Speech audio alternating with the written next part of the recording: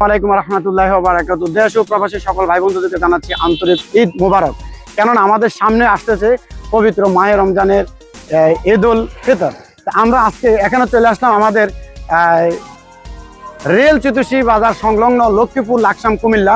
আমাদের এটা হচ্ছে চিতুষী বাজার থেকে আমাদের মুজফ্ফরগঞ্জ বাজার যাওয়ার সেই প্রান্তিক পথেই রেল চিতুষীর একদম সাথেই আমরা আর দেরি না করে এখনই আমরা চলে আসবো ড্রাগন পার্ক অ্যান্ড পার্টি সেন্টারে। কেননা এখানে আসলে আমাদের এই প্রান্তিক এই অঞ্চলের মানুষগুলো আসলে অত্যন্ত খুবই মানে কুমিল্লা লাকসাম, আর না হয়তো যেতে হয় আমাদেরকে সেই ঐতিহ্যবাহী আমাদের লাকসাম, আর না হয়তো যেতে হয় আমাদের মনারগঞ্জে বিভিন্ন স্পোর্ট দেখার জন্য।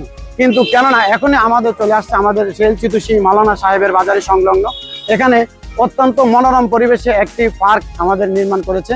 কিন্তু এখানে তত্ত্বাবধানে রয়েছে আমাদের সোহেল ভাই, আরও রয়েছে ওনার সহপাঠী। আমরা আজকে ঘুরে ঘুরে আপনাদেরকে সকল কিছু দেখানোর চেষ্টা করব।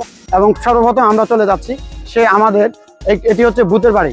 তো আমরা আসলে ভূতের বাড়ির ভিতরে কি আছে না আছে কিন্তু এখন দেখা যাচ্ছে না, কেননা আসলে এটাকে এভাবে সাজানো হয়েছে যে এটাকে আসলে পোলাপাইন আমরা এখানে অনেক কিছু করার জন্য।